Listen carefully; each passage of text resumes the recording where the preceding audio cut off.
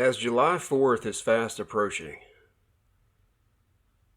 I decided this morning that it would be important to share something that the Lord has revealed to me lately about that important date. For most of my life, I always looked at the 4th of July as a day to shoot fireworks, really.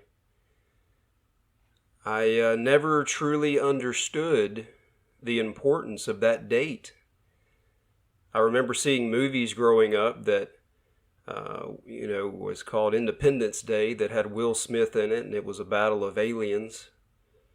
But other than that, I really don't remember much about what Independence Day truly meant. I figured it was some kind of war that was fought. There was a lot of wars in our history that we remember dates for, but July 4th, apparently, from what I've read recently, something very significant happened on July 4th of 1776. That is when our country truly became independent. Even though I still didn't understand what independence truly meant, or even how it came about. I figured we fought a war for our independence and won it through a war, but it wasn't about a physical war. It was more a mental war. And it was about a declaration that was made by a group of men called our Founding Fathers. These group of men were I used to think of the Founding Fathers as, someone that's gray-headed, that is someone in their 50s or 60s, maybe even 70s, old gray-headed men were our Founding Fathers. But after learning what I've learned recently about who the Founding Fathers truly were, I found out that they were men in their 20s, some in their 30s. I mean, these were young men. They were not old, gray-headed men. And apparently there were 56 of these young men that were willing to stand up for something that they believed in. Something very significantly important. So important that 200 years later, we still honor and remember the 4th of July. Now, even though we don't really understand, most of us, I don't think, really truly understand what the significance was on that date and what actually happened on that date. Again, I'm 46 years old, and I grew up in a society that the Declaration of Independence was not truly taught to me in school. It wasn't made important to me in school. I was born in 1976, and apparently by this time in this country, the Declaration of Independence was not really talked about much anymore. It wasn't taught in schools that I remember. I didn't know it until recently. I had not memorized it by any means. I really didn't even know what it was. Again, I thought it was a day of fireworks and movies about aliens. But here recently, I would say the past couple of months of my life, I have a desire. God put a desire inside of me, a fire that God put there. It wasn't me, but He put a fire inside of me to want to know for the first time in my life truly what happened on July 4th of 1776. What was so important on that day that we still celebrate it 246 years later? I say that easily because I was born in 76 and I'm 46, so it's got to be around 246 years. But what was so important 246 years ago that we still mention the date, even though we don't talk about what was actually done? other than showing movies about aliens and shoot fireworks. I mean, in my opinion, the Declaration of Independence should be read online, on Facebook. It should be shown on television. It should be spoken all day long.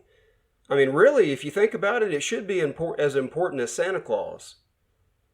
Actually, more important than Santa Claus. But Santa Claus is so important that we spend an entire month of December. We sing about him. We think about him. We talk about him. We tell our kids about him. I mean, Santa for an entire month is more important than God. For most of us, we talk about Santa quite a bit. But for some reason, and I say this out of disbelief and shock, really, after learning what I've learned these past 2 months about the Declaration of Independence. I'm in absolute shock that we don't celebrate it for an entire month because of the importance of what exactly happened on that day. We should celebrate it throughout our generations, really.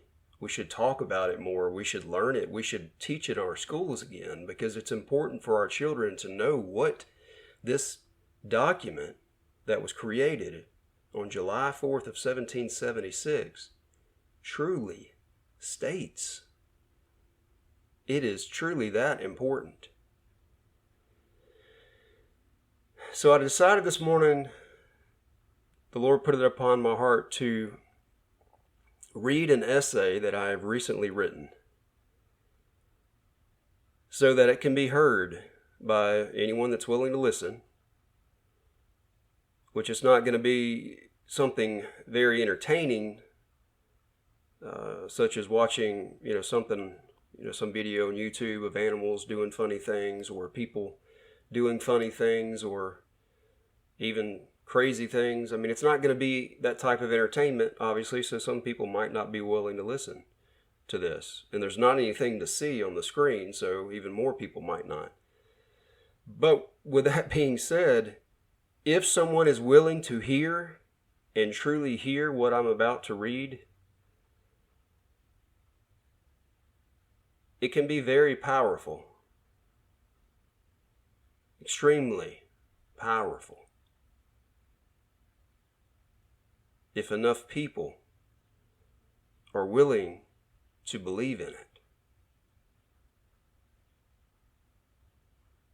And that's what we're going to talk about today in this essay, is what the founding fathers of this country that created the Declaration of Independence, what did they truly believe in? It's important it's important. So without further ado, I don't know why I just said that, but I guess I heard that somewhere in my life and thought it was a good moment to say that. The title of my essay is called "We Have Come to These Ends." We have come to these ends. In order to declare something, you must first have the power and authority to do so. A declaration is official. Noah Webster defines a declaration as the act of making something known or to make something clear, such as one's intention. It can bring something into the light and make it plainly seen. A declaration is also a statement of belief. Before making a declaration, you must first truly believe what you are declaring. When the founding fathers of the United States of America originally created the Declaration of Independence, they believed something. They believed something very significant. So significant that the entire foundation of the Declaration of Independence was created and founded on this certain belief. What did they believe? And why should we care? We should care because the entire existence of our country was created and formed based on and because of their belief. Without their belief, none of us would be here today. Where you are right now, your existence in this moment was made possible because 56 brave men were willing to stand up for what they believed was right and made the bold, faithful decision to declare it into existence. Before it was declared, what they believed did not exist in this country. But once they declared it, all together in one accord, it became reality. And one of the greatest land of peoples ever known in the history of our generations was created. A truly free nation of people. A people of many tribes and many nations came together in one accord and declared their united belief in something. And the United States of America was formed.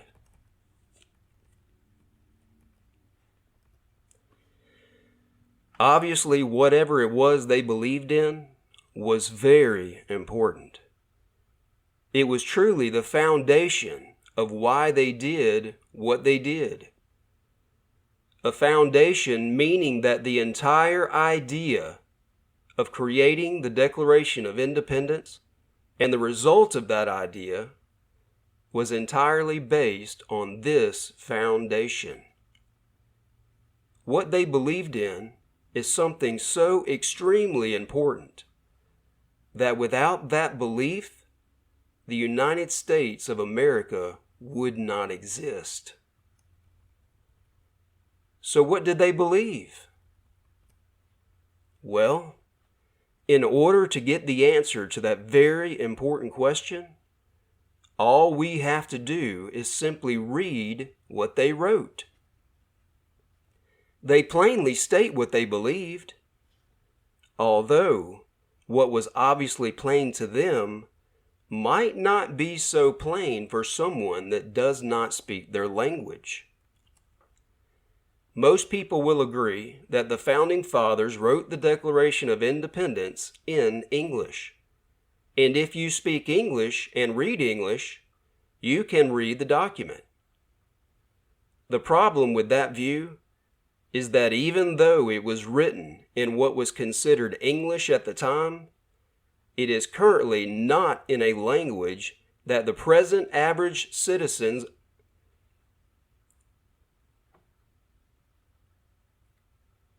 The problem with that view is that even though it was written in what was considered English at the time, it is currently not in a language that the present average citizen of the United States of America can understand. Over the past 246 years, since the Declaration was written, the English language has changed.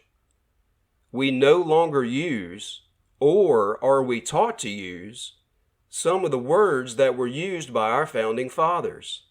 Very important words. Words that were used and written for a reason and a purpose have been left out of our language and forgotten. Without knowing what these words mean, we easily lose the value and power of what was actually declared in our Declaration of Independence, our Constitution, and our Bill of Rights.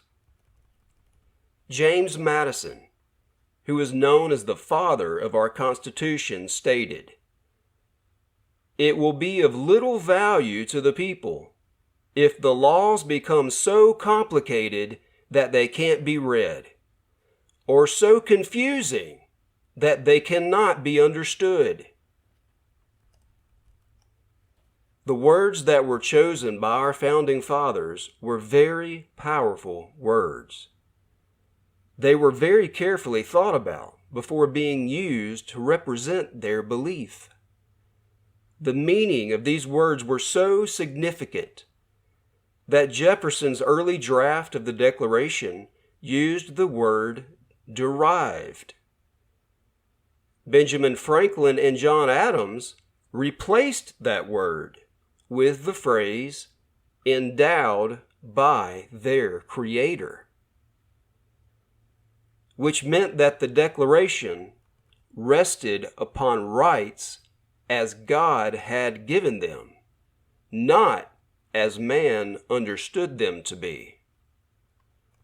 So America's founders chose to establish the new nation upon the laws of God, not upon the natural laws of man. They also decided to change another word that Jefferson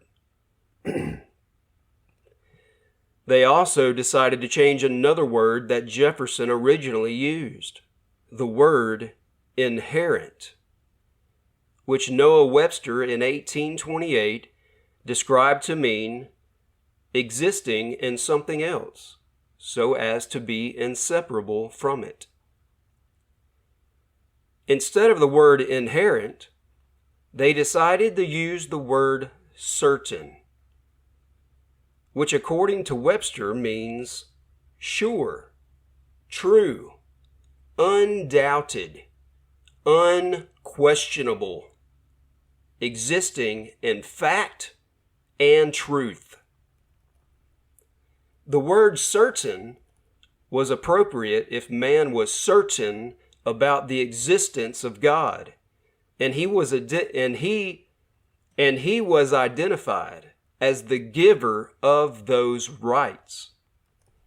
Thereby, the Declaration was written to say, "We hold these truths to be self-evident, that all men are created equal, that they are endowed by their Creator with certain unalienable rights." Obviously, these and other deliberate changes in word and meaning had an extremely huge impact on the true meaning of these documents. A very important impact.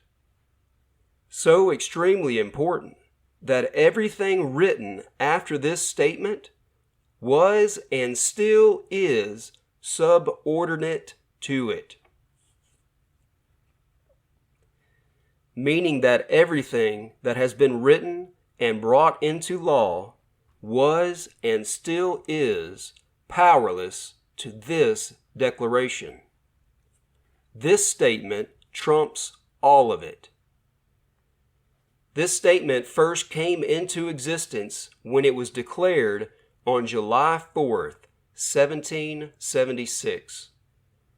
One of the most meaningful and impactful moments in the history of our country, and it is remembered and honored every year on the 4th of July. The Founding Fathers created the Declaration of Independence with a very important purpose. Its main purpose is easily seen in the statement above. What was its main purpose? To state their belief in God.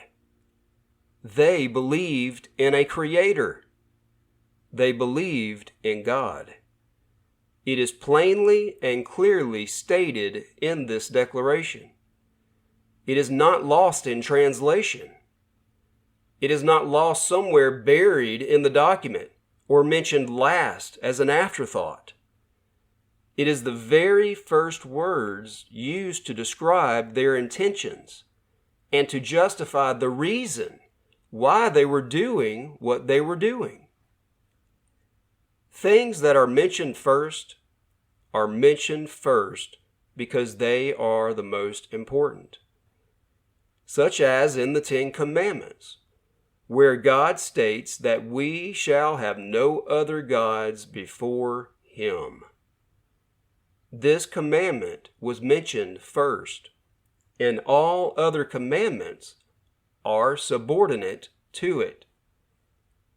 His commandments in His creation come first before any other person or thing.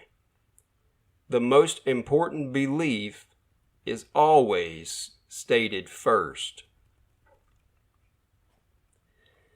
It is clear to see that the founding fathers could have chosen to use any word or words that they wanted to help explain their independence. There is an obvious reason why they chose the words that they chose. Words have a huge impact on the meaning of a statement. The power of a spoken or written word can mean the difference between freedom or slavery, security or fear, and even life or death. Unfortunately, the meaning of a word can be easily forgotten, sometimes on accident, but also sometimes on purpose. For example, if a word is no longer taught in schools, the word will eventually be erased from society. The children will grow up into adults never using the word in the common language, and the word will be forgotten. It will only take a generation or two in order to accomplish this. Unfortunately, this is exactly what has happened in just the two past generations in our country. If we took a poll and asked the general population that were between the ages of 12 and 30 what the meaning of the word endowed meant, over 50% would have no idea, or maybe take a guess, assuming it had something to do with marriage. We could probably safely say over 75% would not know the true meaning of the word. How about the word unalienable? We ask these same people what unalienable means. We could safely assume that probably 90% or more would think it had something to do with little green men from outer space. By the way, just in case someone doesn't know what the word endowed means, Webster defines it as being furnished with a portion of estate or property, a permanent provision, such as providing food for man and beast. I'll read that one more time.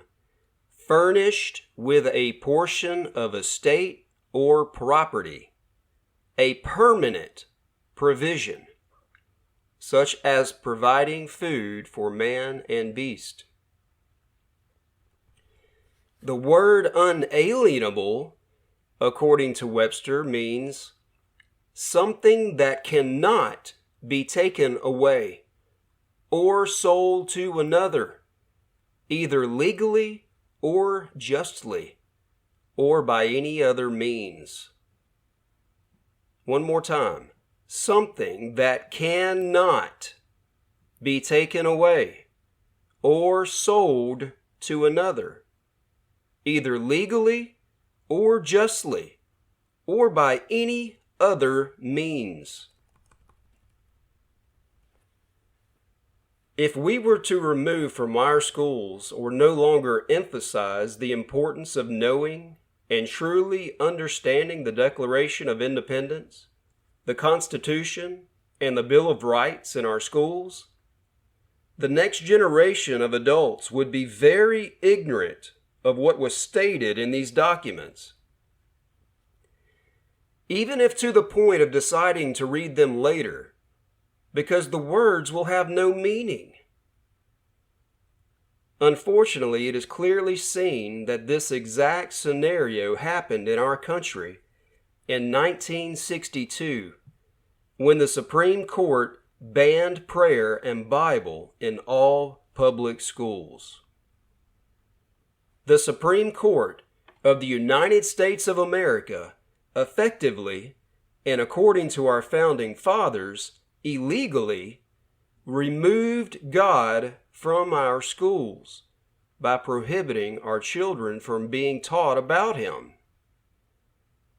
They later took away our freedom of religion again by creating a law that forced the citizens of the United States of America to send their children to these godless institutions, and enforced this law by the threat of being put in jail.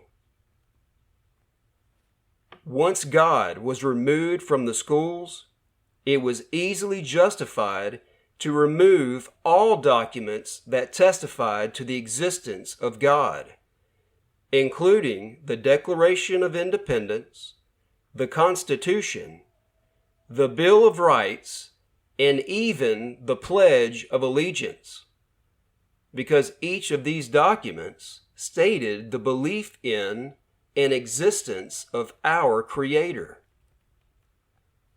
I pledge allegiance to the flag of the United States of America and to the republic for which it stands, one nation under God, indivisible, with liberty and justice for all.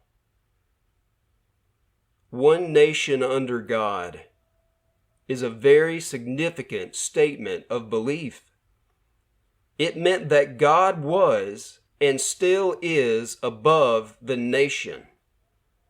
God is above the United States of America. If God is above, that means He comes first above everything and everyone else. If God is above, He comes first above everything and everyone else. He is the supreme ruler. He is even above the Supreme Court of this land. He cannot be taken out of the United States of America. He cannot be taken out of our schools. He is above it all. Indivisible means that we cannot be divided on this belief. The belief that God is the ruler of our land, and everything and everyone is subordinate to Him, including our government. Meaning that the government cannot legally remove God from anything or anyone.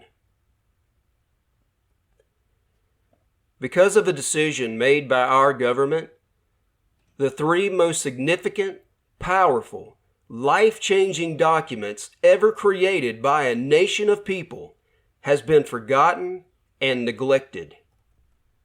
These three documents, at one time in our country, were meticulously taught in our children. Were meticulously taught to our children. I can assure you, without a doubt, that the founding fathers of this country taught these three documents in school to their children. Unfortunately, in today's society, most children are never taught anything about these documents, although they were created for a reason and meant to be taught throughout our generations so that we would never forget where we came from, how we got here, and who we are supposed to be. Why would a government that was created to secure those unalienable rights given by our Creator not only allow, but actually enforce the removal of our Creator from the minds and hearts of our children?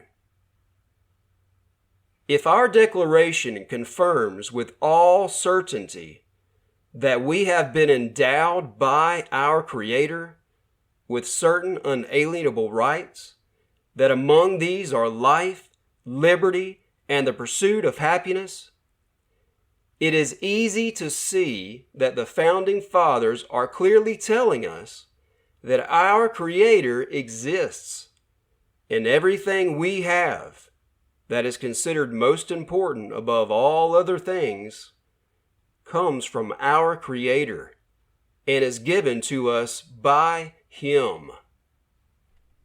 Our life, our freedom, and our happiness all come from God. If God is the giver of these things, and we remove God, what happens? We remove the things God gives us.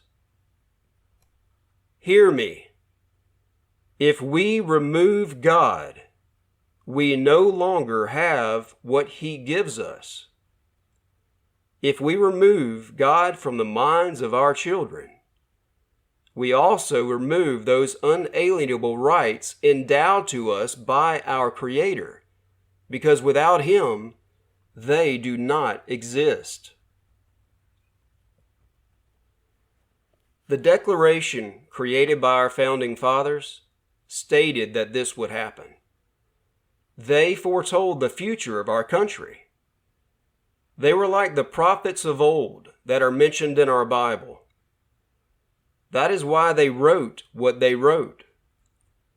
Let us read exactly what they prophesied.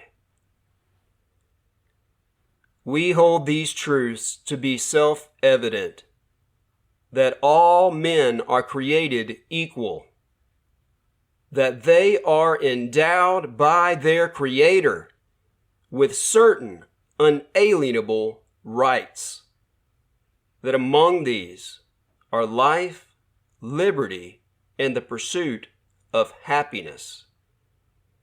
That to secure these rights, governments are instituted among men, deriving their just powers from the consent of the governed.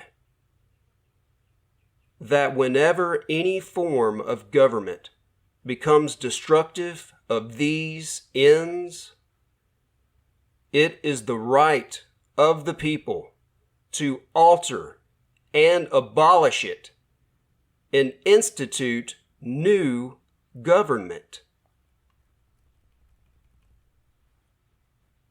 We can clearly see that the Founding Fathers saw that this would happen. Otherwise, they would have never given us the right to alter or abolish the government. This right was given to us not only by the creators of this document, but also by the supreme creator above all, God. The most important job of the government is to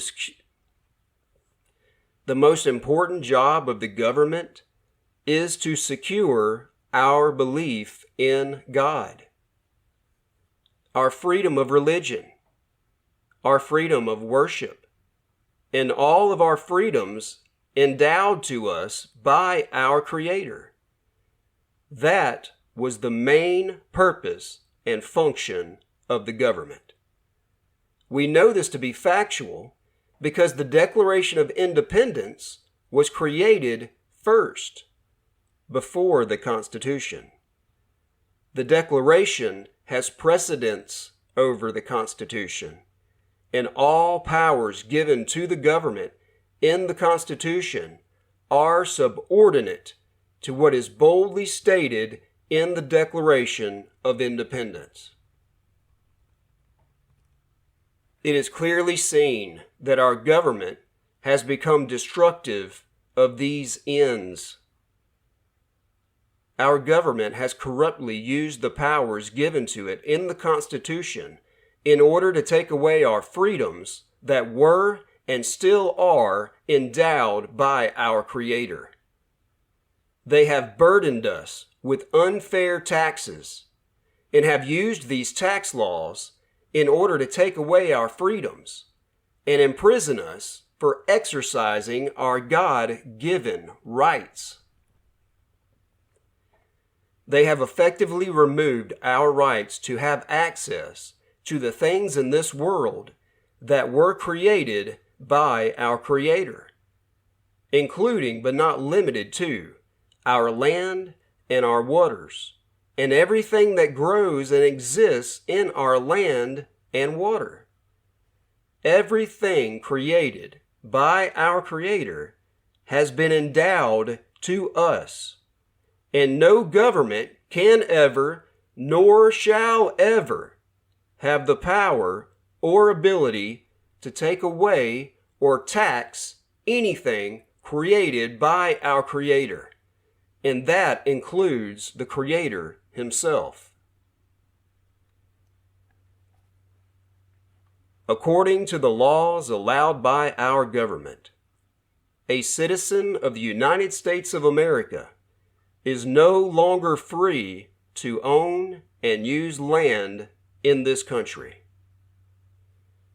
Unless we pay a tax every year, our property can be taken from us.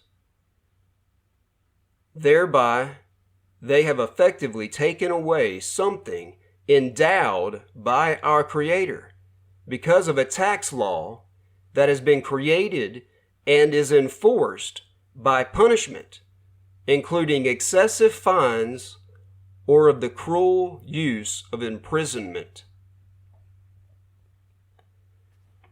According to the laws allowed by our government, a citizen of the United States of America is no longer free to fish or hunt in this country unless we pay a tax each year. Thereby, they have effectively taken away something endowed by our Creator because of a tax law that has been created and is enforced by punishment, including excessive fines or of the cruel use of imprisonment. According to the laws allowed by our government, a citizen of the United States of America is no longer free to remove their children from a school that does not allow the teaching of anything related to our Creator. Thereby, they have effectively taken away something endowed by our Creator and have enforced this law by cruel and unusual punishment. According to the laws allowed by our government, a citizen of the United States of America is no longer free to purchase food to eat in order to sustain and secure life unless we agree to pay a tax. Thereby, they have effectively taken away something endowed by our Creator and have enforced this law by cruel and unusual punishment. According to the laws allowed by our government, a citizen of the United States of America is no longer free to grow, own, or use a herb-bearing seed that God created and endowed to us for our meat. Thereby, they have effectively taken away something endowed by our Creator and have enforced this law by the use of extremely severe, cruel, and unusual punishment. Yes, I am referring to the herb that the world has named cannabis, but also known as marijuana. In 1937, the federal government made the decision to believe that it had the legal right to tax this plant, thereby creating and enforcing by law the illegal use of cannabis in this entire country. A herb-bearing seed created by God, according to the King James Bible in Genesis chapter 1 verse 29, was given to us for the purpose of being our meat. This plant that has been proven to exist and be used by people since the beginning of time and ever since was made illegal in 1937 and remained illegal to the point that if you were found to be in possession of this plant, you were taken from your wife, your children, your mom, or your dad, your job, and all other freedoms you had at that moment, and you were placed in a very small, confined space called a prison cell, and you were forced to stay there for a mandatory minimum 20 years without parole or the hope of a suspended sentence. Imagine that. Truly ponder on what I just said. Imagine being taken away from your current life today and put into a prison cell for the next 20 years of your life. If you are a husband, you do not see your wife again for 20 years. If you are a dad or mom, you do not get to see your children grow up for the next 20 years. If you're a son or a daughter, you do not see your mom, your dad, your brothers or sisters for the next 20 years. Now imagine being in prison for the next 20 years with people that have actually murdered another person. People that have life sentences with no hope of ever getting out of prison. Imagine the kind of things they will do to you while you are in there. They can't be punished anymore. They already have a life sentence. They do whatever to whomever they want. And you're there for the next 20 years of your life just because you had possession of a plant that God created. When and if you make it out of prison 20 years later, the life you knew before you went in is now gone.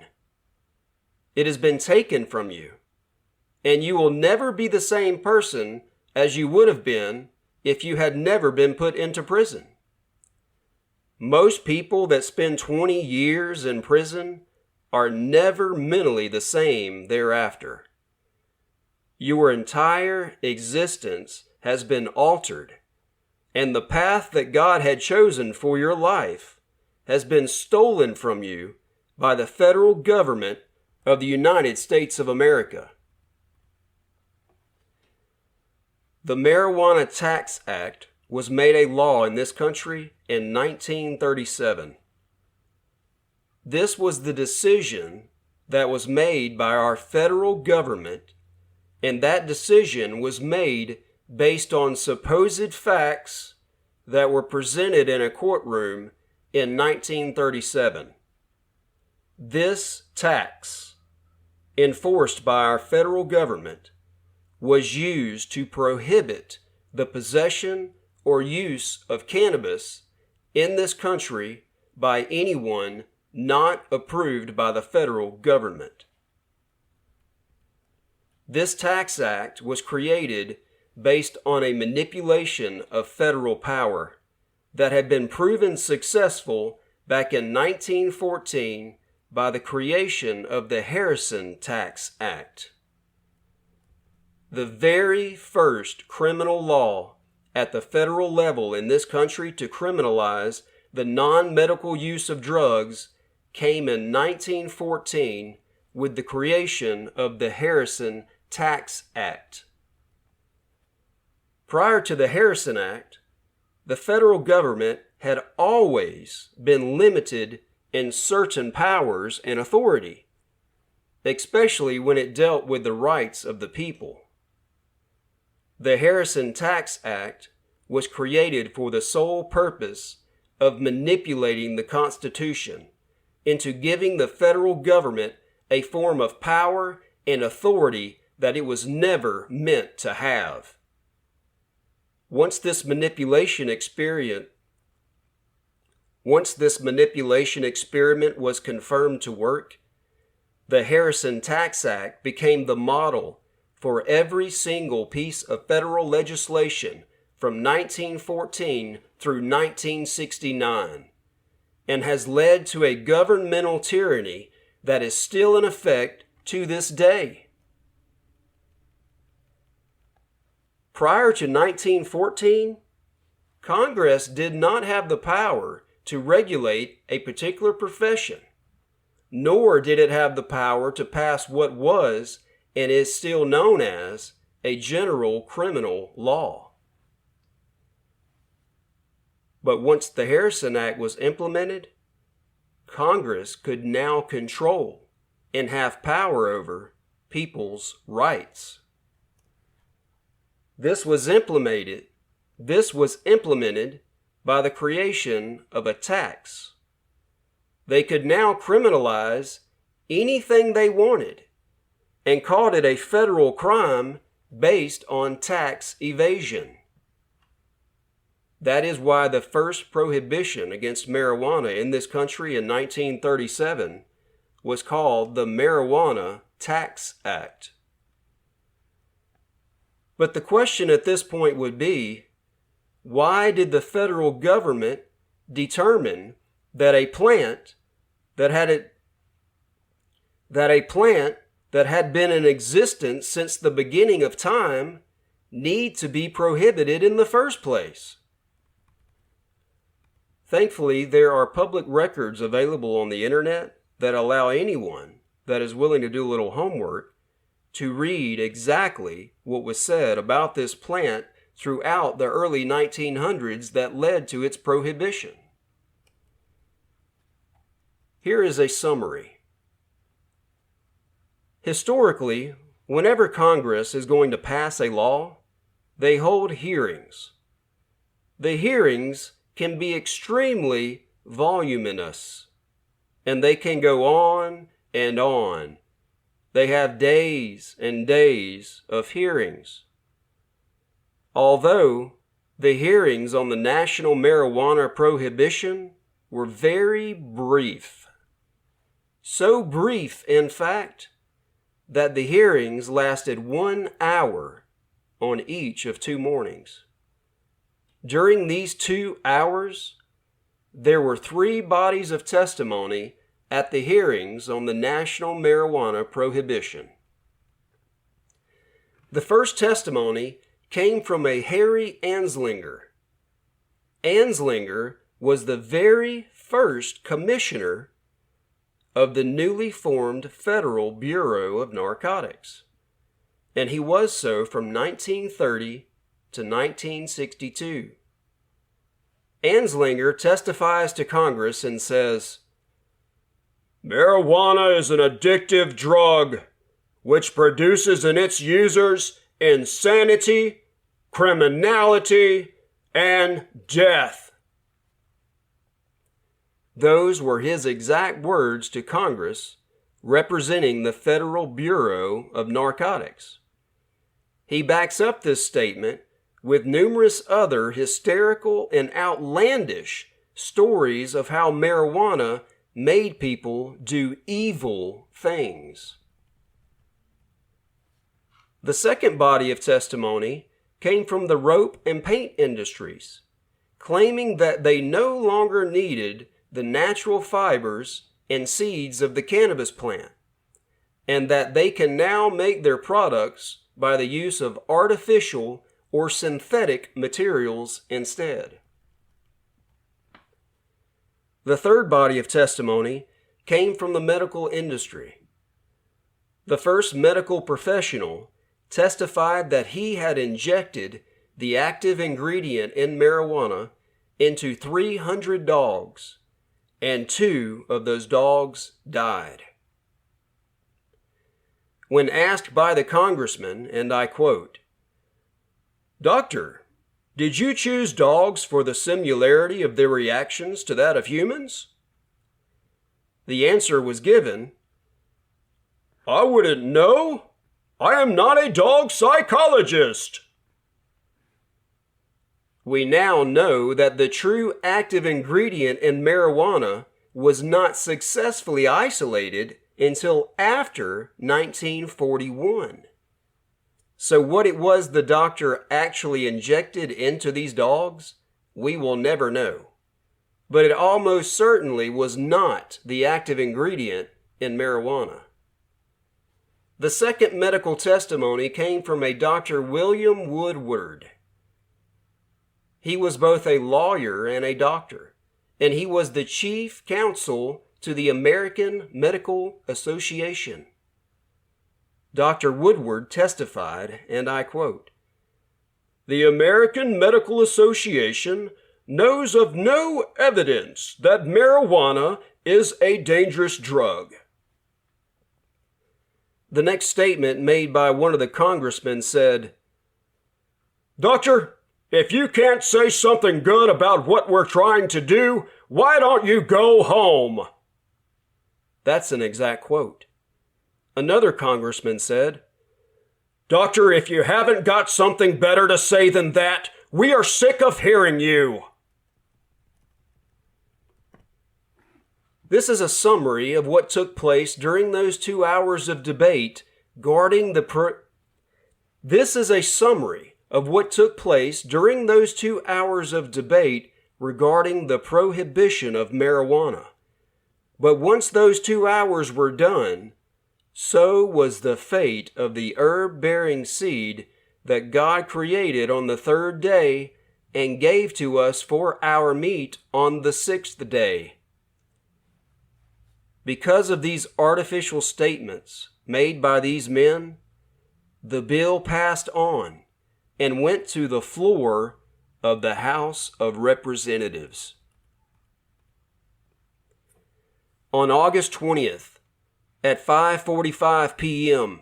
on a Friday afternoon, the House of Representatives made its professional, educated decision on the bill. Now you would think that the House of Congress would be more extensive than just 2 hours of debate. Well, it wasn't. As a matter of fact, it lasted a total of 1 minute and 32 seconds in the House of Representatives, and there was never any Senate debate on it at all. Not one word. The entire debate in the House consisted of 2 questions. A Republican from upstate New York stood up and said, "Mr. Speaker, what is this bill about?" To which the Speaker Rayburn replied, "I don't know. It has something to do with a thing called marijuana. I think it's a narcotic of some kind."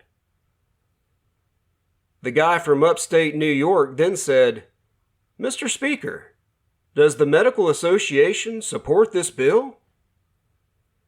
A guy who was on the committee stood up and said, "Their Dr. Wentworth came down here. They support this bill 100%. This, of course, was a false statement. Remember the doctor's name from the AMA? It was Woodward, not Wentworth. And Woodward did not approve of the bill. The statement wasn't the truth, but it was good enough for the Republicans. They all sat down, asked no more questions, and within 1 minute and 32 seconds, the bill passed on tellers without a recorded vote. In the Senate, there was never any debate, or there in the Senate, there was never any debate or a recorded vote. And the bill went to President Roosevelt's desk and he signed it.